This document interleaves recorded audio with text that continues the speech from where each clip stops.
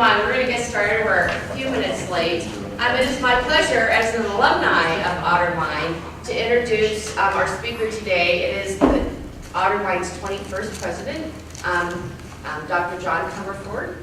He comes to us from Blackburn College in Carlinville, yes. Illinois. And I know after an extensive search that he was the right person to be here at Otterbein at the right time. So I'm going to make this short. I introduced him the last time we were here, and I'm sure he's going to tell us a little bit more about himself, hopefully. If you want me to, I can. It's up to you. So please welcome Dr. John Comerford. Thank you. I am the 21st president, which means I'm the first president allowed to drink, which is pretty exciting in Westerville. And so, even though things were already in process, the community will know my first act as president of Otterbein will be to seek a liquor license for this facility so we can host events and stuff in here. And so that will be my reputation in town as that new president, his liquor license. But I'm the 21st, so it's okay, not a big deal. Debbie wanted me to say a few more things about myself. I have 3 kids and my wife Rachel. My kids are 12, 9, and 6. And I've got to say, not only was Otterbein a very attractive opportunity and a great place to be for lots of reasons that we'll talk about this morning, but also we were attracted to Westerville and the chance to raise a family here and how wonderful this is. It's a great match all the way around. So I was tempted this morning to do just a brag session about Otterbein. Wouldn't that be fun for everybody, right? I could just get up here and talk about Otterbein for an hour. I wouldn't even need any notes for that. I can just do that impromptu, no big deal. I'm going to keep moving just to keep the camera interesting. So we're going to earn our money today. This is good. So I could have done that, but it's the leadership series. So I'm not going to talk as much about Otterbein directly as I am about sort of leadership in a nonprofit environment. But in the spirit of the other lectures that I've seen delivered on mornings like this one, I wanted to start with a little background information on our present environment, at least in higher ed. So this is stuff that I think about when I think about higher ed. The first thing you'll hear is that we might have too many colleges, especially in the Midwest. When I was checking out the Otterbein opportunity, and some of the folks in here I've told this story to, but nonetheless, when I was first checking out the Otterbein opportunity, I called one of my friends who had been president of another Ohio institution. And he had left the state. He's now in Pennsylvania. And he said, well, John, if you're thinking about coming to Ohio, you're coming to the biggest bloodbath in American higher education. Whoa. He said, too many colleges, too many seats, not enough students. And so it's a discounting war between the colleges about who's going to keep their enrollment up. You're wondering why I'm here. Why would I come to the biggest bloodbath in higher ed? Because in the next breath he told me, but Otterbein has always held its own because we're in Westerville, and it's an attractive spot to attract your traditional age students and all that. And I think there's a lot of truth in that. But if you think about the nature of higher education, it's a pretty diverse sector, right? We have community colleges like Columbus State. We have big flagships like Ohio State. We have regional states like Kent State, Wright State, whatever has state in the name. You have liberal arts colleges like Otterbein or OWOOD up the road there. Columbus College of Art and Design, which I love it when I'm Googling for logos. The art school is the one with the one that's transparent, so I can't get it to work any other way. We have Franklin University, which does great work with adult students and in some graduate programs. We have a culinary institute in Columbus. We have a seminary. This is just a sampling of the diversity in higher ed. And I've got to say, you would think that that's our competitive landscape, but that's not the way I think about it. The way I think about higher ed and its landscape is that our diversity is our strength. That there are different types of schools for different types of students at different points in their lives with different types of interests, right? There are some students, 18-year-old, new freshman kind of students, that will flourish at Ohio State, and good for them. There are some students that will flourish at a place like Otterbein, and good for them. There are some students that are older learners and want the convenience of evening programs or online programs, and so there are institutions that specialize in that. There are students that need to start at a community college because they need some remedial work or need to find something more affordable with. This is all good. To think about this as a zero-sum game is the wrong way to think about it. We are not all making widgets. We each make what we make in our very distinct way, and to think that we're competing directly is the wrong way to think about it, at least in my humble opinion. There's room in this marketplace for us to be able to all flourish. But we do face a little problem. 11% decline in high school graduates in Ohio in the next about 10 years or so. And so that's a significant decline in the number of traditional age students. We're not talking about adult learners here, but in traditional age students heading to higher ed. That is what my friend was talking about when he was talking about the biggest bloodbath in American higher education. And oh, by the way, we are a shrinking state surrounded by shrinking states. All the Midwest and the Northeast, since we're sort of nestled between the two here, are all shrinking. If you were going to open a college today, it wouldn't be in Ohio. You would open it in the South or the Southwest, where the demographics are moving in the other direction, and there are more students headed to school. And so we do have this challenge that our traditional age population, our traditional base for students, will be declining. So the other things that are on my mind are the changing economy and how that affects higher education. If you think about your lifespan, whether you've been in your career 10 years, 20 years, 30 years, whatever it's been, the amount of change in our lifespan has been really dramatic, right? When I started, the computing power that's in my jacket pocket would have filled this room as a supercomputer with punch cards and the whole bit, right? And some of us are nodding and understand that. My kids are growing up in a very different world than I grew up, right? We were recently in a hotel, and we told them, before you go to sleep, you all are allowed to watch a little bit of TV. And they said, oh, well, we want to watch, I forget what it was, Teenage Mutant Ninja Turtles, or whatever it was they wanted to watch. That's probably not what they wanted to watch, but that's all right. I'm probably out of date with everything at this point. So I said, well, we flicked around the TV, and I said, that's not on. And all three of my kids, 12, 9, and 6, said, what do you mean that's not on? They had no idea what I was talking about. In their world, everything is streamed on demand or on DVR. You don't have to wait for what you want to watch. I had to literally sit and describe to my three children what live TV was. They had no concept of that. And so what that means in the economy is that our students, when they turn into graduates, will have careers with changes happening that we just simply can't anticipate now. That if we prepare them only to do this narrow thing, then the reality is someone's going to invent a robot to do that narrow thing, or the economy's going to change and labor supplies will change, or whatever's going to happen. The average college graduate today will have, the stat says, 7 different careers. That's not 7 different jobs. That's 7 different careers. And so they'll start out as a teacher, then they'll become, they'll be a stay-at-home parent for a while, then they'll run for public office, then they'll be a consultant. There are going to be 7 different careers. Am I doing something wrong, Debbie? No, I just want to get this. Okay. Should I stop moving in that direction, Debbie? Okay, sorry. So anyway, so we need to prepare them. And in fact, there's a trend in higher ed that concerns me at other types of institutions that goes to a more narrowly tailored kind of program. Now, I'm biased. I've worked at liberal arts colleges for 13, 14 years now. And so I believe in the breadth of education that a liberal arts environment provides, that that's the core to who we are. And that toolbox of background information is going to be what our students need to be successful in an economy like this one. There was recently a story in the Chronicle of Higher Education about in New Jersey 20 years ago, 30 years ago, the big trend was everyone was starting up degree programs in I don't know what they call it, gaming management, something like that was the phrase, because that was a big deal in New Jersey at the time. Atlantic City was booming, everything's going great, and so every institution, public and private, started opening up bachelor's degree programs in gaming management. And the article was about how all those students today, now that Atlantic City has fallen apart and every state has gambling and every town has a casino in it, that none of those students can find jobs. That was way too narrowly tailored, that was way too of the moment, and that did not prepare those students in New Jersey for the economy they now face. So we can't make that mistake. The other thing about the changing economy I'll mention is technology. Now, in most industries, when you add technology to the industry, you gain efficiency, right? If I add robots to a production line, I hire less staff, and I become more efficient. In most areas, that's what happens.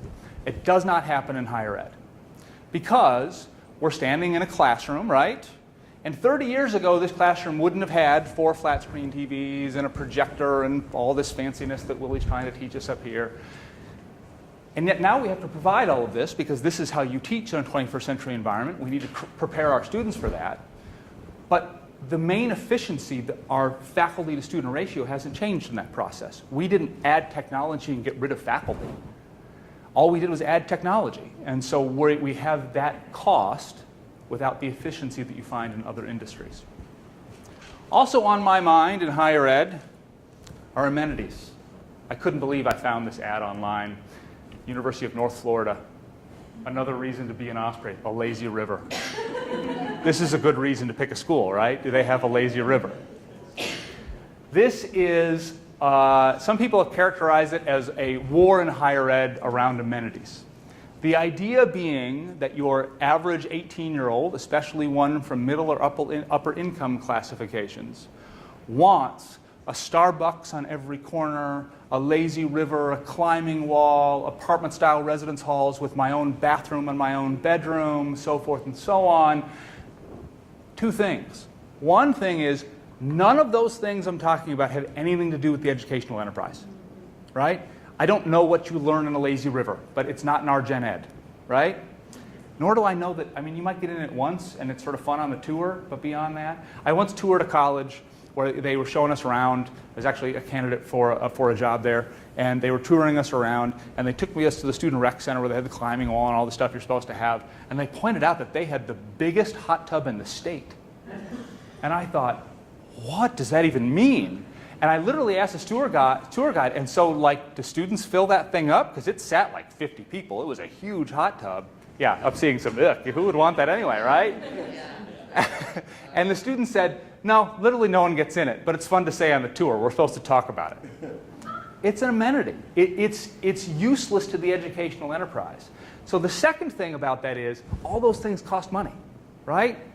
And so all that, when you hear about the rising cost of college and these sorts of issues, one of the drivers is this sort of nonsense, where we're doing things that don't impact the student experience, don't impact student learning, and cost more money, but colleges think they have to do that in competitive environments to attract students.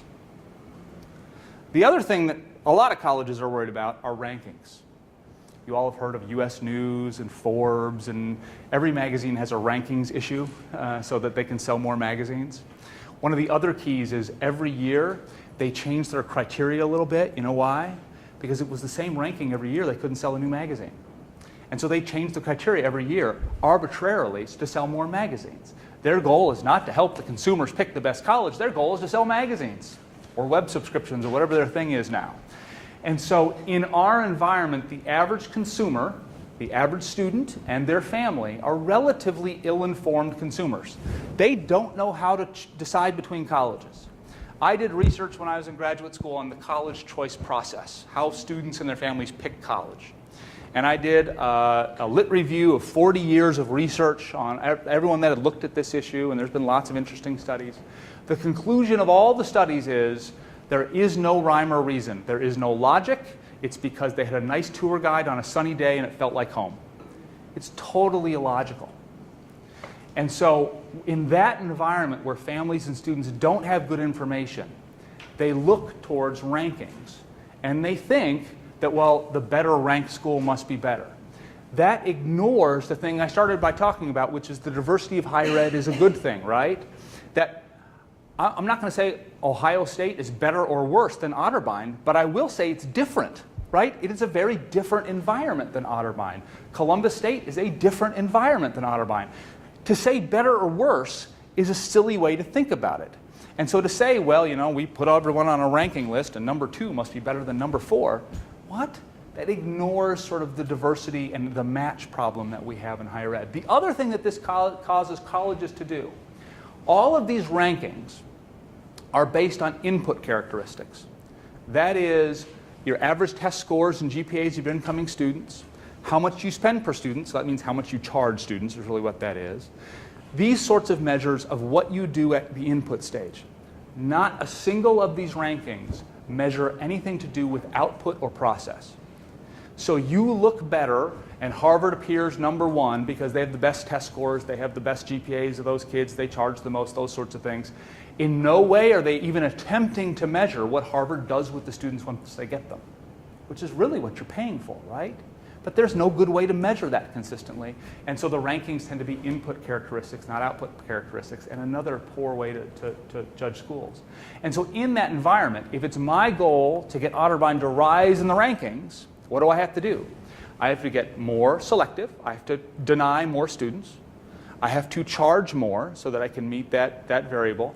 I'm worried about reputation, so I'm going to spend a lot on branding and those sorts of things. And frankly, branding not like billboards in Columbus. I'm talking about branding because a big measure on these rankings is peer reputation. They do a survey of college presidents every year, and they ask you, what do you think on a scale of 1 to 5 of Ohio Wesleyan? What do you think on a scale of 1 to 5 of Kenyon?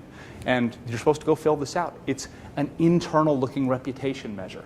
I throw mine in the trash every year with great flourish because I think that's nonsense. But those sorts of things incentivize colleges to do things that close the door on more deserving students and make themselves more expensive. That leads to the problem of poor match. As students are making decisions based on amenities, based on rankings, based on these other things that we know they're not going to land always at the best place for them.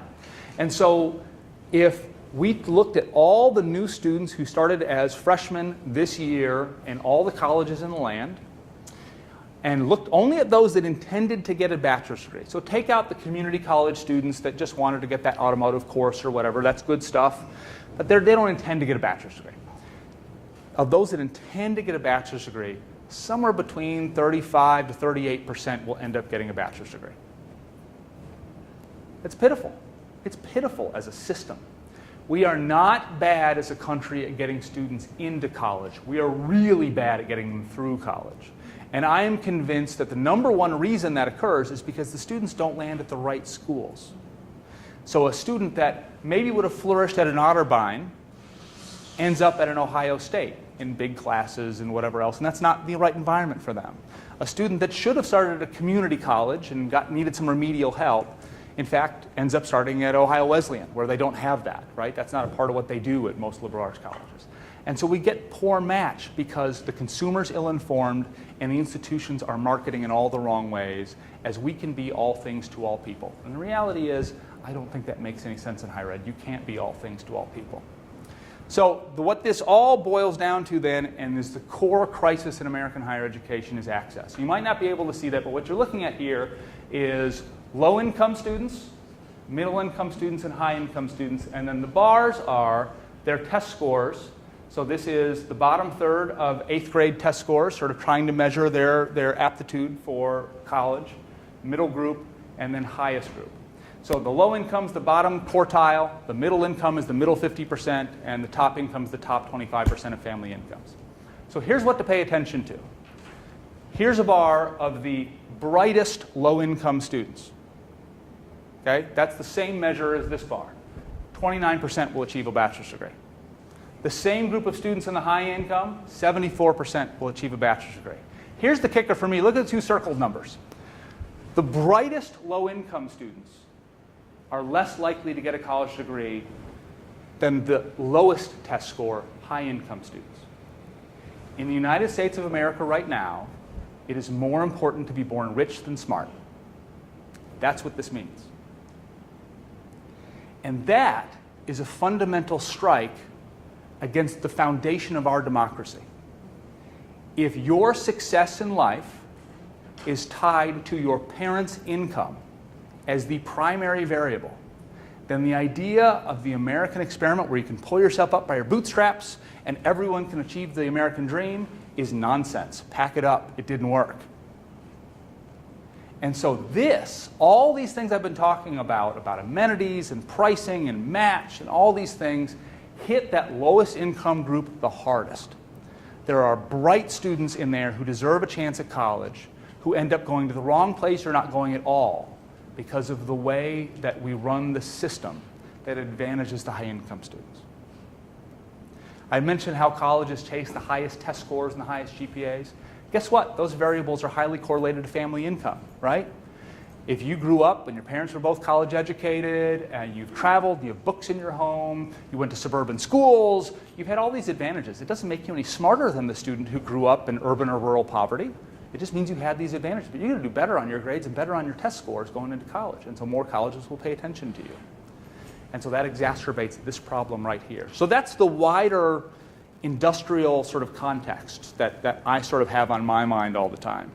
So in that environment, there are some unique leadership challenges, opportunities, dynamics, whatever you want to call it, when it comes to higher ed. And I think they often apply to all of nonprofits. And those of you else at other nonprofits, Scott and others, can tell me if this resonates with your experience. But as I've been doing this for a little while, this is some things that I think I've learned as lessons. One is understand how things get done in these environments. So let me grab a pen. So let's do an organizational chart for Otterbein, shall we? You're all going to help me out. We know I'm on there. And then what's the sort of staffing structure? Who reports to the president at a place? And some of you work here, so you know the answers. Go ahead and tell it. Vice presidents, that's right. VPs and deans. VP, and we got a VP for finance and a VP for advancement. We have deans and provosts who run the academic program, right? And then underneath them, we have their staff who do their work. And under deans, we have department chairs. By the way, my handwriting has held me back throughout my life. My mom blames my second grade teacher to this day. And if it wasn't for word processing and spell check, I probably would have never been able to achieve anything in life. So anyway, underneath department chairs, we have the faculty, right? All right. So that makes it look all neat and tidy, right? And so in this environment, right, the president can give an order and the faculty will just obey, right? No, that's probably not how it works. So the faculty have their own sort of structure, right? So they have their own assembly, faculty assembly, and they have a bunch of committees, and they can do their work, and they can make recommendations to the president.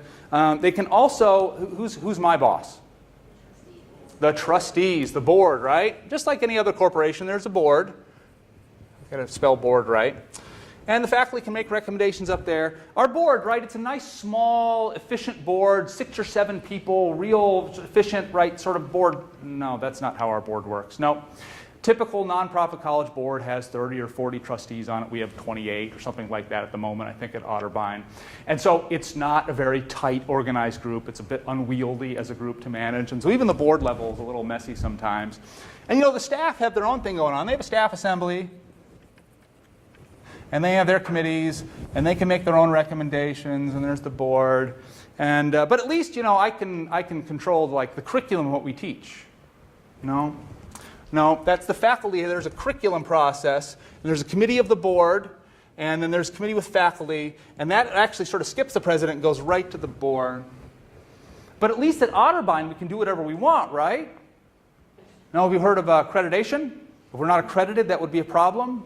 And so we have the Higher Learning Commission over the whole thing that says whether or not we're allowed to grant degrees that are worth anything, and so we have to answer to them, and I worry about them, and actually they come in and they check shared governance. They want to make sure that's working.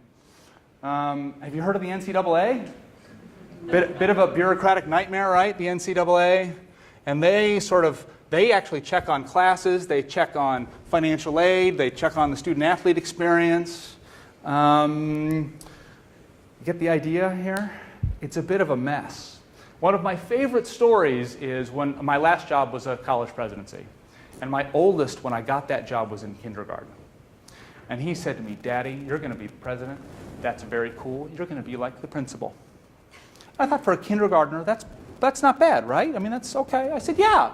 And he said, "Well, that's cool because the principal can do whatever she wants to do." I said, "Well, I'm not sure that's true about principals. Principals have bosses. Yeah, and I'll have a boss too as president." "Oh, you have a boss? Who's your boss?" I said, "Well, there's a board." "Well, what's a board?" "Well, there's like 30 or 40 people on this board, and that's my boss." "You have 30 bosses?" "But you can still do whatever you want, right?" I said, "No, I can't really do whatever I want, right? I need the faculty or the staff or the board or the donors or whatever it is to..." So he went from being very impressed by my job to thinking, what a waste of time this job is. You spend more time answering to other people than you do actually. The president's not in charge. I actually worked for a president one time that whenever a parent would call and complain about Johnny needs a new roommate or deserves an A in this class, his pat line was always, "I'm not authorized to do that. You need to call so-and-so." And I think there was some truth in that. The president can't do that. And so it's a different sort of dynamic. I would also, in this environment, I like to think about there's a sort of an organizational theory about a box, right? And so Here is a box, and it has a crank. And you can see what's going on inside that box. So if I turned that crank, what would you expect to have happen? Music, right? You can see there's the little, I don't know what that's called, with little barbs on it, and it plucks this thing, and it's a music box. You can see what's going to happen. And you might not be 100% sure if you turn that crank what's going to happen, right? Because maybe it's broken and maybe nothing will happen. But you're pretty sure what's going to go on here, right?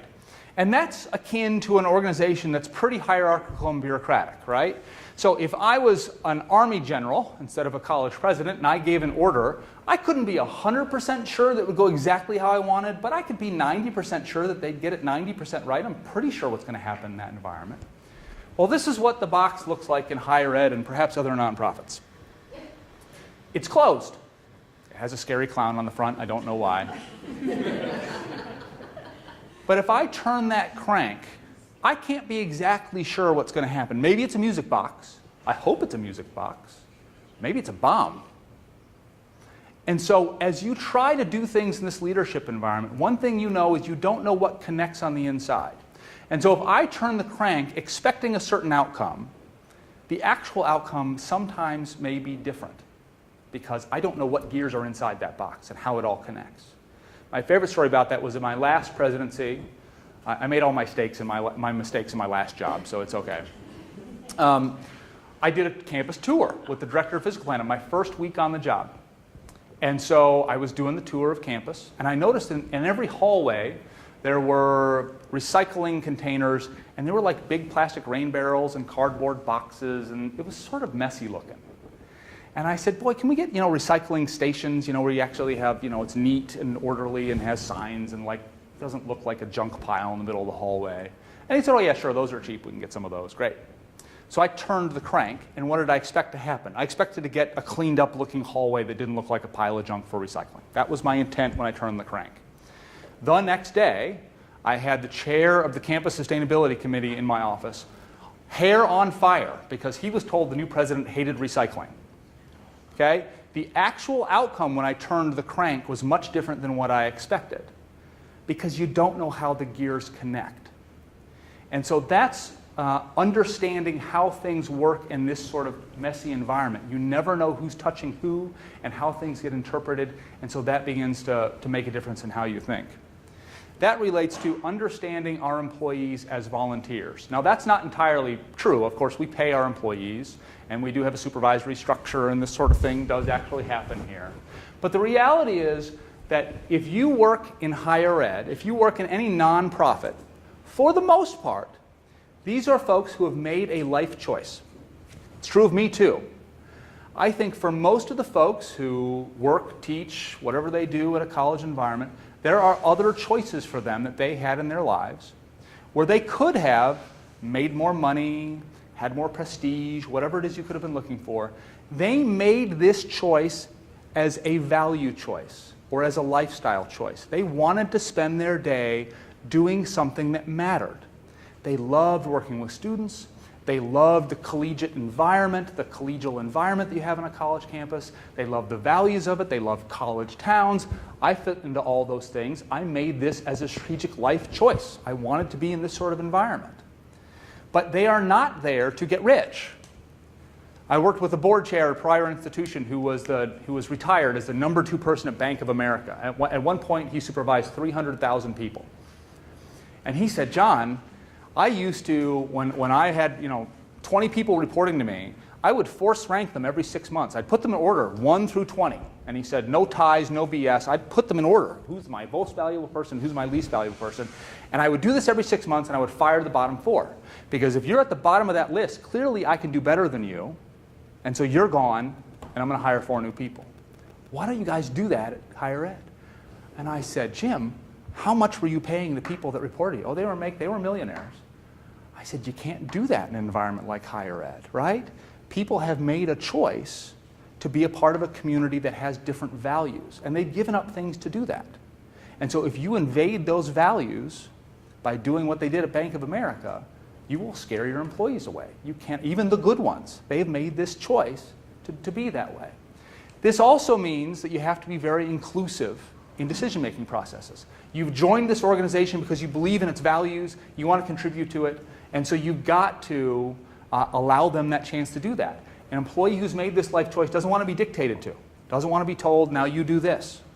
They want to be involved, and so it involves being very transparent. The way to solve the black box problem, the way to know what's going on in the gears, is to be absolutely transparent at every step of the process. That way you beat back the gears that I'm talking about are people talk to people, right? And so I say something, and then that goes over here, and then that goes over there, and by the time the message gets back there, it's the president hates recycling.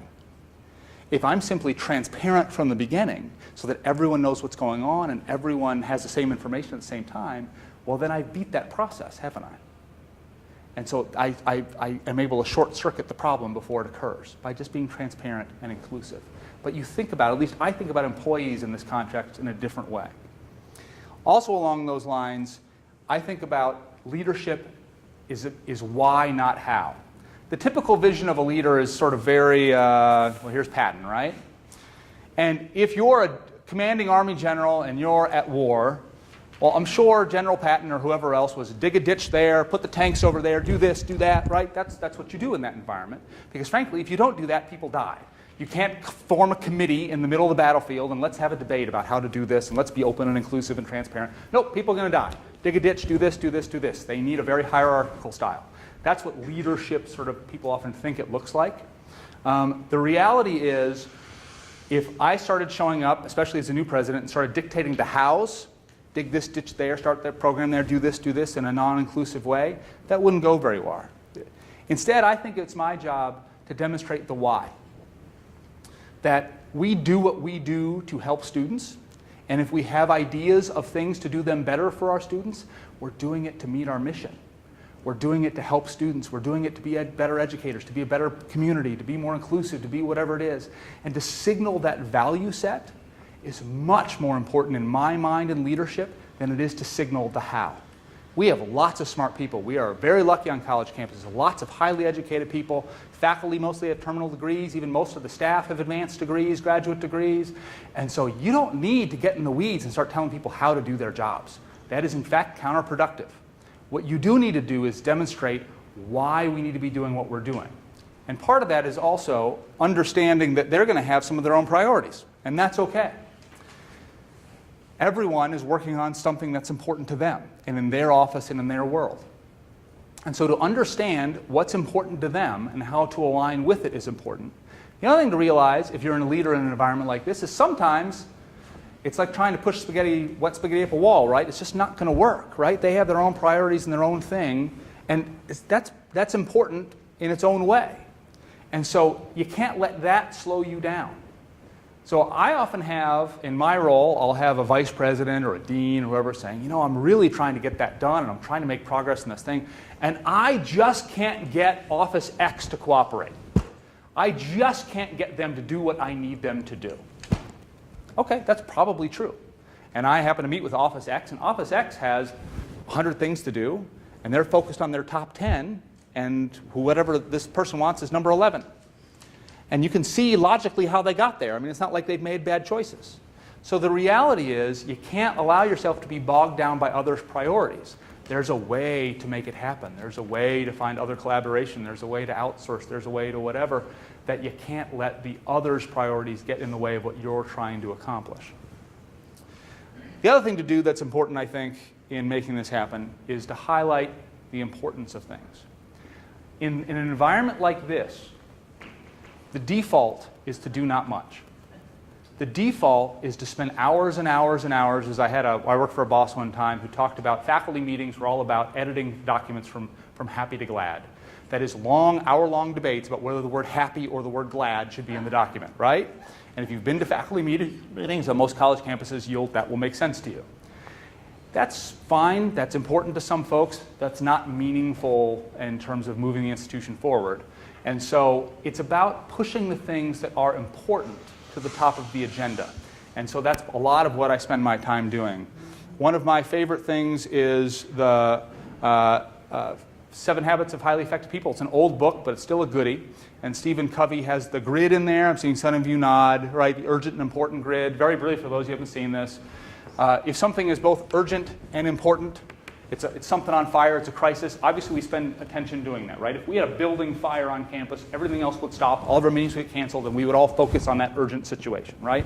The parent phone call, the whatever's going on that's urgent. We have things that are not important but urgent, and so those things take up time but don't really advance the organization. We have things that are not urgent, not important, and so we go through the motions sometimes. And this is the quadrant, according to Covey, where the real work happens. Where it's not urgent, there's not anything on fire, but it's important work. And because it's not urgent, we don't spend enough time there. And so as a leader, I tend to think a lot about, well, where is the important work we have to accomplish? And how do we drag people out of this quadrant and out of this quadrant into spending time here? And that is oftentimes creating a sense of urgency, creating a sense of importance, sharing the message about our demographic environment and our competitive environment, and making sure that we're adaptive and we're nimble and we're pushing forward on this new program and whatever else is going on to create that importance in the system. Otherwise, this locks. This doesn't work unless you give it that direction and you give it a sense of what's important. I also believe in an environment like this one, there are points for style. You know, like Olympic figure skating or whatever, you can execute the jump perfectly, but if you didn't do it with the right flair or flourish, you lose points. I have seen more great people with great ideas in higher ed leadership go down in flames because they did the right thing in the wrong way. They knew what to do. They had the right answer, but they didn't deliver it in the right way. That in this environment, having relationships with people, walking around, poking your head into offices, giving people a sense of value, doing your best to learn names. These are all things that are not substantive at the end of the day, right? These don't have much to do with the real direction of the institution. But that's style points. That is making sure you're modeling the inclusive community that people came to work here for. And that matters. And if you don't pay attention to those things, I don't care if you have the best idea in the world. It's not going to work. It's not going to happen. And so there are points for style, and there are big points for style in this environment. The last thing I will mention is advice I got from another board chair I worked with, where I was sharing with the board chair on his previous campus about, well, we had been through 6 months of faculty meetings and committees and whatever on this topic, and we were still wrestling with it, and not everyone was on the same page, and I was talking with the board chair about this, and he finally said, you know, John, I have a little saying, and it's aces beat kings. There comes a point in the conversation where you just put your cards on the table and you've got the better hand. And so that message, in this environment, we will tend to pull towards consensus. We will tend to try to get everyone on board and feeling good about everything we do. Well, I've learned the hard way that consensus is a way station on the road to mediocrity. If everyone agrees with everything you do, you've never made a real decision.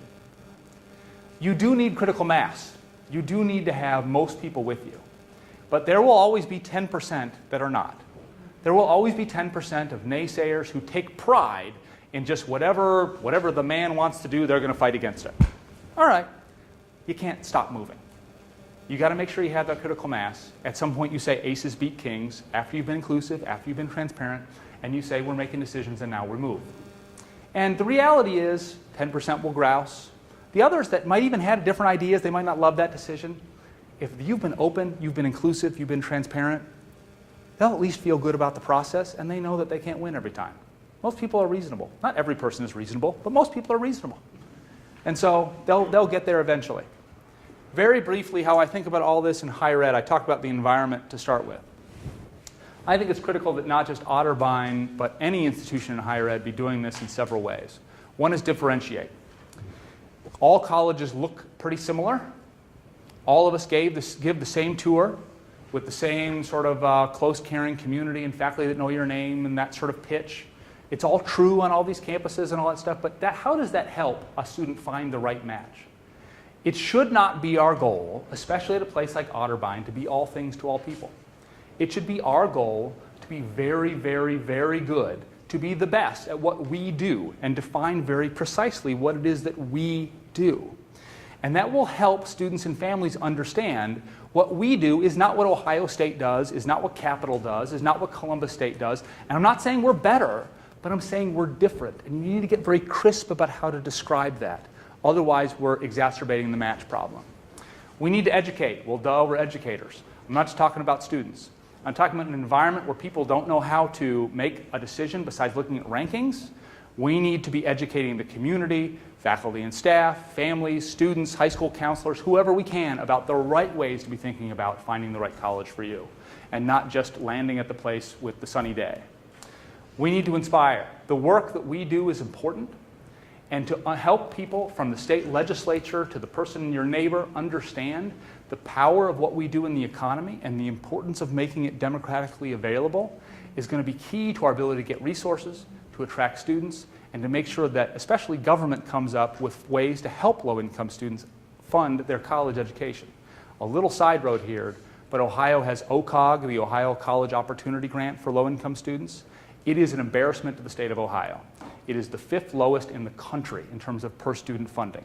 In a state where we have a full rainy day fund and a surplus budget, we do not fund our low-income students very well at all in this state. And we ought to all be embarrassed about that fact, and we ought to all push our state legislators to do better for our students. We ought to foster. That is to say, create an environment where 1,000 flowers can bloom. Any leader in an environment this messy who thinks he or she has all the best ideas is kidding themselves. To create an environment where a faculty member with a creative idea about a new class or new program is allowed to experiment with that, where a staff member who has an idea about efficiency is allowed to try it, where there are seed funds and an environment, a culture that allows students to allow everyone to experiment and contribute is important, because any leader who tries it all top down is not going to work. That speaks to collaboration. We need to, in this environment, not be islands. We need to reach out to other nonprofits, other higher education institutions, state leaders, community leaders, and be part of a bigger network. Colleges have this reputation of being the ivory tower on the hill, looking down on the community around them. What a nonsense way to think about a college. We need to be a part of that community. We need to be integrated. We need to be partnering, like in this building, with employers and doing things that are win for our students, win for our institution, and also win for those employers, win for our community, and doing things together and collaboratively. Last but not least, it's important that we move. The work we do, as I said, is important. And the work we do in higher education in general is generally, I think, in trouble right now. The access to higher education is not equitable. Our reputation is increasingly in the toilet, and we need to be truth tellers. We need to stand up and demonstrate there's a different way to do this in higher ed. And so that's what I hope Otterbein becomes, is a leader in this otherwise messy environment of a different way to do things so that we can make the system work a little better for all Americans. So with that, I'm happy to take any questions. Yeah? I have 2 questions for you. The first one is, I think you want for politics at sometime in the future. It's half and jest, because your values are the ones I think are growing in here right now, especially our country. But we need to have some clear answers about what's right and what's wrong, and what's black and what's white, and and about the people that we're being role models for our students and our young kids. So my next question is, if you could spend a day with anybody, living in the past or present, who would you choose? Oh, that's Can you interesting. repeat the question? Oh, sure. So first of all, there was a comment about politics and the misalignment between the values that we need and the values we currently get out of our politics. Then there was a question about who would I spend time with, living or dead, if I could, which is sort of or living or dead or whoever. It's sort of a more ethereal question, isn't it? So this is not like, I'm not going to pick Abraham Lincoln or something like that, but I've always been curious to meet I'm a 4th generation American. My great-grandparents came and worked in factories and whatnot, never finished high school. The next generation finished high school and pushed education so that my parents' generation on both sides went to college and got PhDs. And then that has changed the course of the family. And there are some key links in that family chain of folks I never got to meet that I'd be very curious to meet.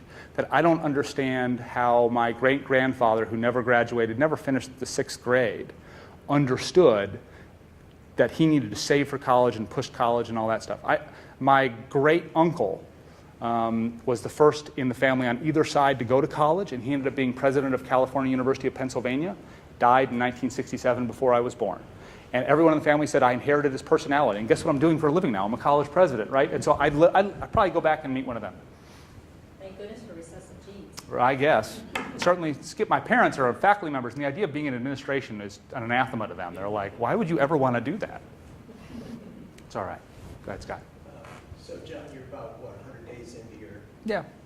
thing, so you probably had a 100-day plan or a 180-day plan. You and I talked a little bit about that, saying it would last maybe a year, and then it was over.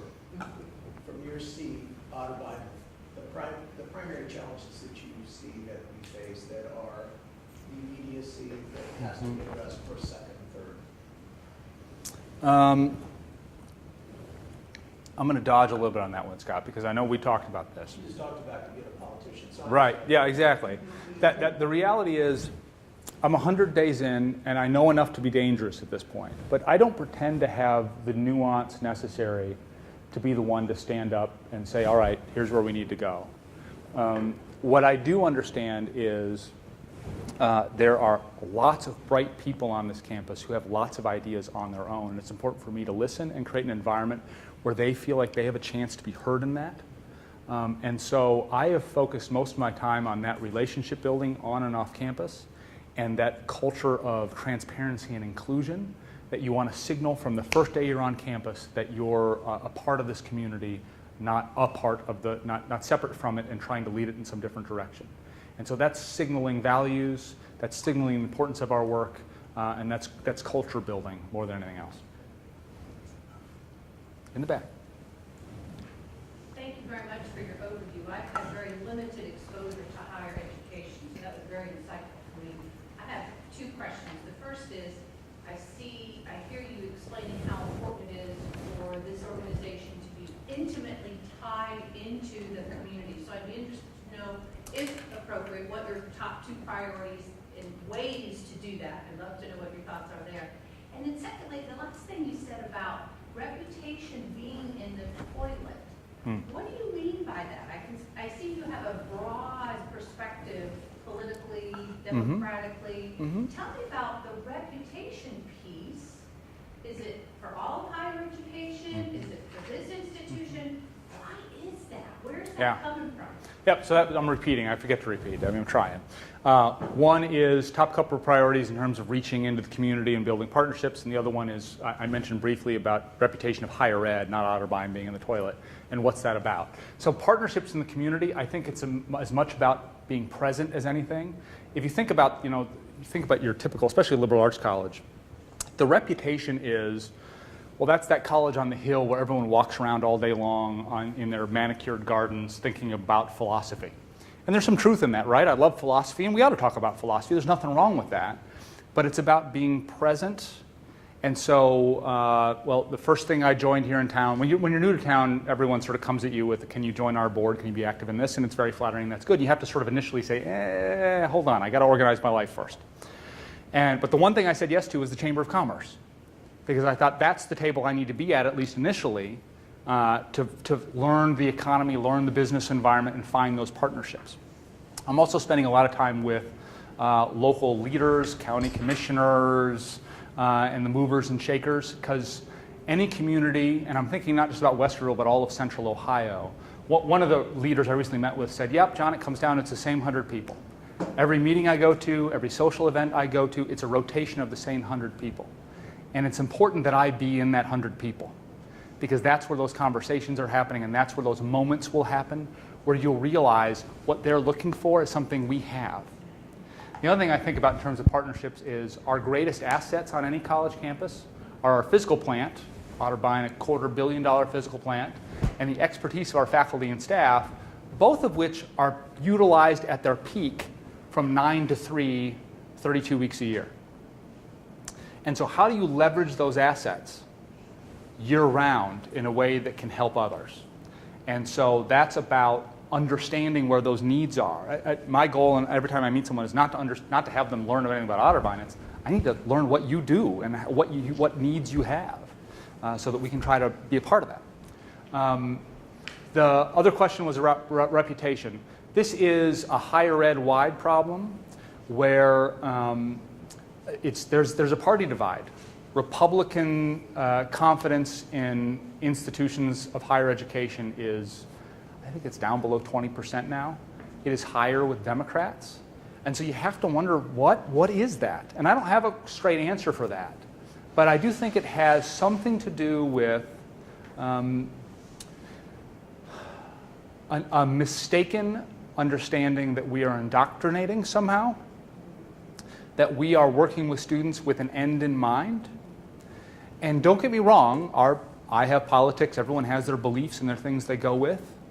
And I do think college environments tend to attract more people with liberal kind of values, and that's okay.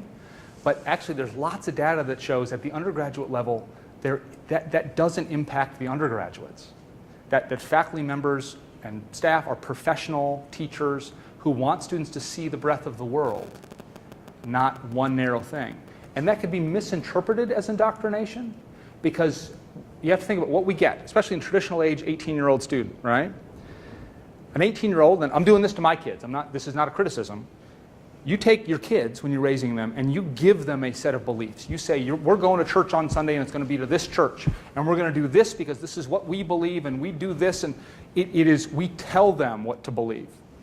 And when you hit 18, you go to college, that is the moment where they first get to explore this on their own. And so it's critically important as for us as educators that we help them understand the variety of perspectives in the world. And that the world is not black and white, the world is a lot of gray. And there's a lot of perfectly reasonable positions to hold, but so long as you have a logical reason to hold it, that's okay. And that feels like an attack on those who have raised their kids, as I do too, in this narrow way. The reality is that exploration is more important because we want them to have beliefs that are based on something that they arrived at, not because my mom, my dad, my pastor, or my whoever told me. And that's an important character development thing that we do that I think some people misunderstand. Any other questions? One more. Let's do the last one. Debbie's about to get up and cut me off. All right, so No, you got 3 minutes. Oh, I got 3 whole minutes. All right. from what I'm hearing, you basically keep more of your eye on the prize of the direction the university needs to go, what's Right. important, and less of an eye on the finances and the bottom line. And could you elaborate on that a little more? Sure, that's partially right. I actually spent a lot of time on budgeting and the bottom line, primarily because I understand your budget is the instantiation of your priorities. Where you're spending your money is where your priorities are as an organization. And every leader needs to understand how those things align, because sometimes they don't. It's also critically important that as I try to be that transparent, inclusive sort of leader, that I do think I'm fairly good at taking complex things and packaging them in a way that people can understand. And so if you work in our finance office, you understand the great complexity of our $50 million budget and all the different types of funds and all this stuff or whatever. If you are a professor of history, you've heard vaguely about something about a surplus or a deficit or an endowment, but you don't know how all this works. And so to bridge that gap is something that's very important and I work very hard on. That's part of that openness and transparency thing. And that also helps you. The budget plan becomes the values that become the strategic direction for the institution. It all comes back to where and how we spend our money. The part where you're right, though, is I think I am good at big picture. I am not good at detail in general ways. And so it's funny, as people are still adjusting to me on campus, I get people coming to me and they say, well, would you like red napkins or yellow napkins? And I say, I don't care. But I mean, I just don't care. I mean, that is not an area where I can be of any help, right? And it's not just napkins. It's a variety of things where there's a level of detail in which my favorite part about this job is I get to be a generalist and I get to know just enough to be dangerous about everything. And I don't have to have any depth in any particular area. So my day will be this, then I'll go meet with a real estate developer, then I'll go meet with a faculty committee, then I'll go meet with some HR. It's just different all day long and I love that. And I have to know just enough to be dangerous in all those areas, but not deep in any of them. And so when people understandably want to make sure I'm okay and make sure this is whatever, they want to bring me that detail, and I say, that's not where I'm going to be helpful. That's not the best use of my time or that's just not my skill set. And so in that part, that's true. All right, that probably took up 3 minutes. Thank you all very much. Join me in thanking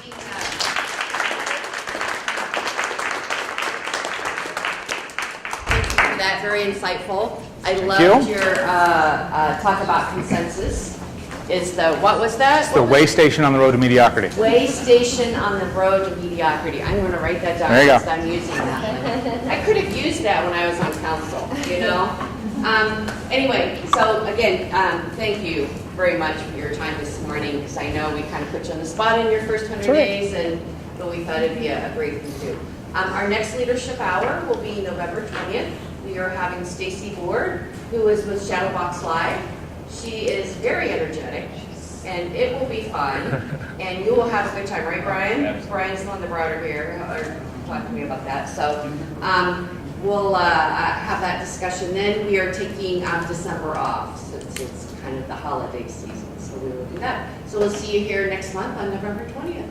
Have a good day. It's sun shining out. Yay! It's cold, but it's the sun's out. That's